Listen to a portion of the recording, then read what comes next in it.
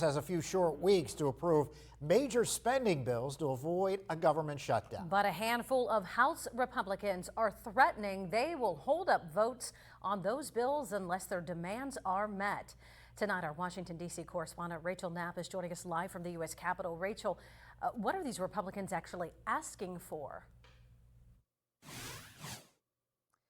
Mike and Eva. So in short, they're asking for Congress to spend less than what was agreed upon in the debt ceiling legislation between President Biden and the Speaker of the House.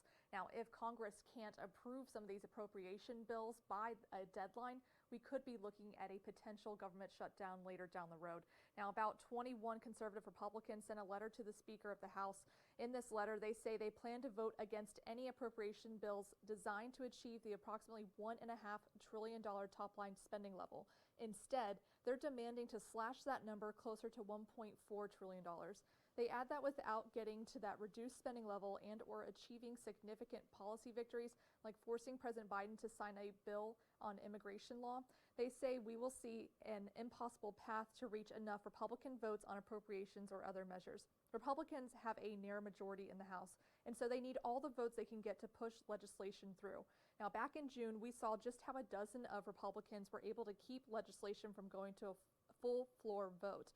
Our congressional members we spoke with say they wish this kind of intra-party fighting would be kept behind closed doors. Senate Majority Leader Chuck Schumer was asked about the impact this potential rift could have in the House on major bills like the government funding legislation and the National Defense Authorization Act, which makes investments in our military. Here's what he had to say. I would hope that House Republicans would do what we're doing in the Senate and trying to work it out in a bipartisan way. Two of the most important bills we face this year, the Appropriations bill and the NDAA bill, are proceeding in a very good bipartisan way here, and the House ought to learn from that example. And Mike and Eva, time is not on members' side here. They're back here for about 2 weeks, but then they're going to go on a full recess for the entire month of August. And a lot of these appropriation bills, their deadline is before October. So if they don't get these things approved before then, we could be again looking at a potential government shutdown. Mike, Eva, back to you.